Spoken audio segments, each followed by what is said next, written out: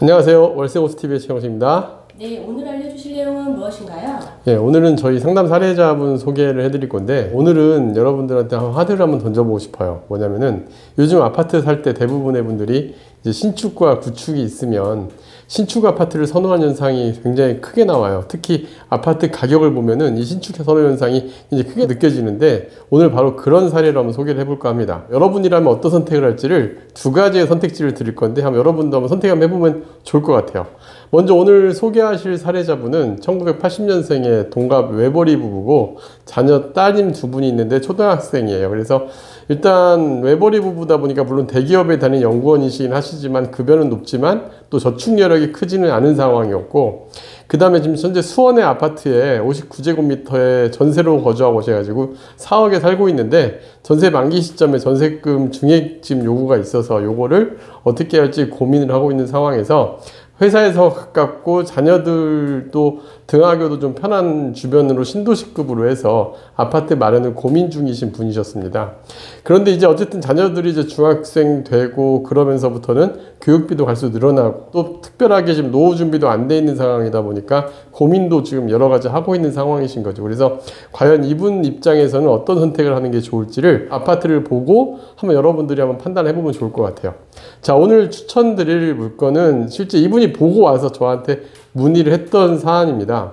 그래서 A안과 B안이 있는데, 여기 화성에 봉담이라는 곳이 있습니다. 직장이 화성시에 있다 보니까 어느 정도 출퇴근도 가능하고, 이분이 돌아본 지역들 여러 군데를 했을 때 자금에 맞는 아파트들이 있는 곳이 좀 선택지가 좀 작았어요. 왜냐면 동탄 같은 데는 좋기는 하지만 훨씬 더 자금이 크게 필요하고, 또 봉담 같은 경우는 화성 안에서는 그래도 교통 여건이 좋아질 호재들이 있습니다. 그래서 봉담 3지구도 개발을 하고, 그 다음에 현재 여기가 광역버스를 이용하면 사당동도 이용이 가능하고, 향후에는 뭐 신분당사 연장 계획도 있고 하다 보니까 그런 부분들을 감안해서 미래 가치나 현재 투자 금액 이런 걸 감안해서 두 개의 아파트를 좀 비교를 해볼 건데, 원래 이분이 본 아파트는 신축 아파트였어요. 여기 안에도 보면은 중흥 S클래스터 센트럴 아파트라는 데가 824세대 2023년 7월에 준공을 했으니까 굉장히 신축 아파트죠. 현장을 가보더라도 좋은 내용이었습니다. 그리고 주차 대수도 제세당 1.29대, 그리고 안에 헬스장이나 골프장 뭐 이런 커뮤니티도 잘 갖춰져 있는 아파트예요. 반면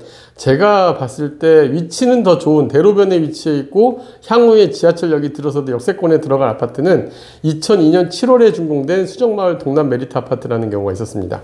여기는 세대수는 864세대, 주차도 좀 빈약해요. 1.01대. 주민 공동시설 같은 경우도 뭐 헬스장 이런 것도 없습니다. 어린이 시설만 갖춰져 있는 곳인데, 그럼에도 왜 A와 B 선택의 갈림길에 있냐면 금액 때문에 그래요. 먼저 A 아파트와 B 아파트 금액을 비교를 해보면, A 아파트는 매매가가 같은 면적이에요. 두 개 다 전용 면적 22평대, 그러니까 우리 84보다 약간 작은 사이즈들인데 매매가가 5억 9천에 있었습니다. 반면에 구축 아파트 같은 경우는 비슷한 면적인데 매매가 2억 9천, 그러니까 두 배가 넘는 가격의 차이가 나는 거죠.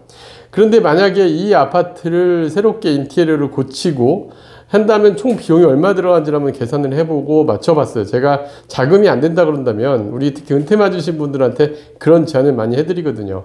주거자산을 좀 줄이는 차원에서 위치를 바꾸는 경우도 있지만, 이렇게 같은 지역 안에서도 신축과 구축 차이가 요즘 되게 많이 벌어지고 있거든요. 그래서 구축 아파트를 리모델링해서 쓰는 게 더 경제적일 경우도 되게 많아요. 위치는 오히려 더 좋은 경우들도 많이 있고, 그래서 입지가 좋다 한다면은 우리가 구축 아파트라고 해서 무조건 안 좋지 않진 않을까, 이런 생각을 많이 하는데, 한번 어느 정도 차이가 나는지 이분 사례를 통해서 볼게요. 만약에 5억 9천을 매입을 하면 중개수수료나 취득세 이런 게 들어가고, 집은 수리를 전혀 안 한다 생각을 하고 리모델링을 안 한다 생각하고 총 매입 금액은 5억 9,885만 원이 들어갑니다. 물론 대출이나 이런 건 감안하지 않고 보유세 같은 것도 감안하지 않겠습니다. 반면에 이제 그 구축 아파트를 매입을 하면 매입가는 2억 9천에 수리 비용을 이제 경제적으로 했을 때, 그러니까 뭐 화장실도 따로 알아보고, 뭐 도배장판, 그 다음에 뭐 이런 것들도 따로 알아보고, 이런 식으로 경제적으로 하면 이 정도 면적 때문에 3천만 원이면은 꽤 괜찮게 인테리어가 가능하거든요. 제가 참고 사진을 좀 붙여놨는데 사진 내용을 보더라도 아실 수가 있을 겁니다. 취득세하고 중개수수료까지 감안하더라도 3억 2,435만 원이 들어가게 돼요. 그러면 일단 돈 금액 차이가 너무 크죠. 5억 9,800과 3억 2,400. 이러니까 이제 선택을 어떤 걸 할지 여기에서 선택하기가 좀 어려운 거예요. 여러분들이라면 이런 선택이 아니라면 어떻게 할까? 그래서 제가 만약에 3억 2,400 투자 안으로 만약에 내 집을 마련한다고 한다면 남은 금액을 이용해서 자금 운용을 하면 어떻게까지 할 수 있는지를 한번 제안을 해봤어요. 자, 자산운용 방안 제가 제안하는 방법은 이겁니다. 매매가 3억 2,435만 원의 아파트를 매입을 하고 그럼 이제 약 한 2억 8천 정도의 금액이 남게 되죠. 그 중에 1억 9천으로는 경기 신도시에 학원 임대에 맞춰져 있는 상가를 매입할 걸 제안을 드렸어요. 그러면은 2천에 120만 원이 월세가 들어가 있고 취득세까지 감안하면 1억 9천 정도 투자 금액이 됩니다.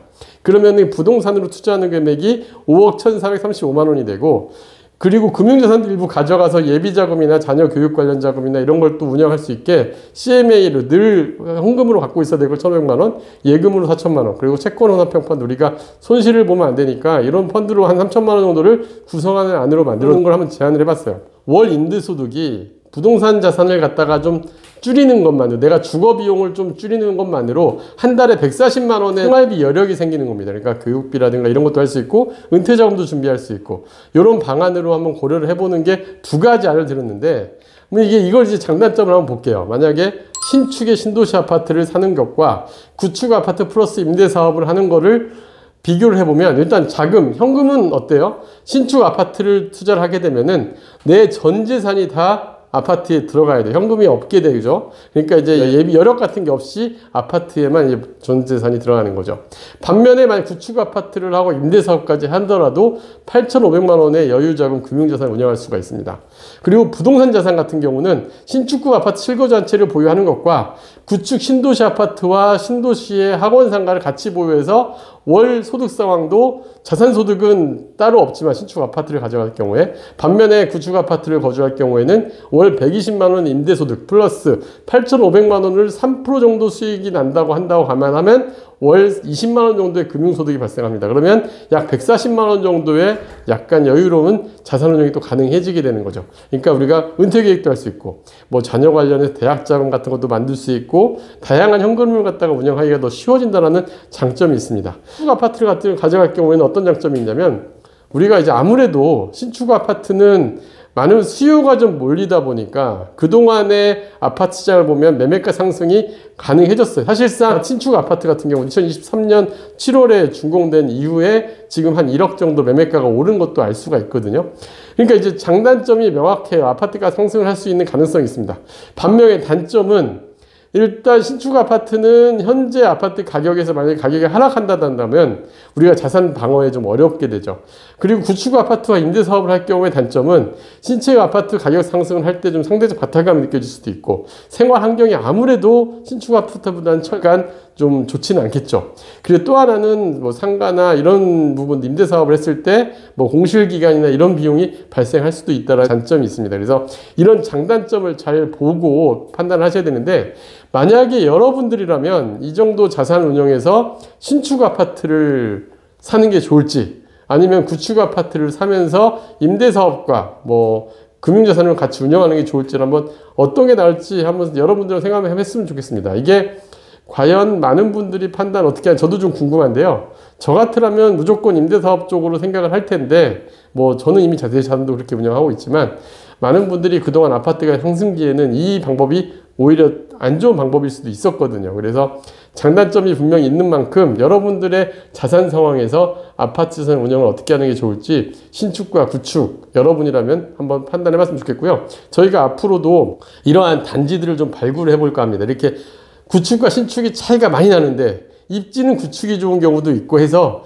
이런 데들이 되게 많거든요. 그래서 이런 것들을 보면서 수도권에 좀 저렴한 가격으로 내 집만 하는 분들에게 좋은 정보를 앞으로도 드리도록 하겠습니다.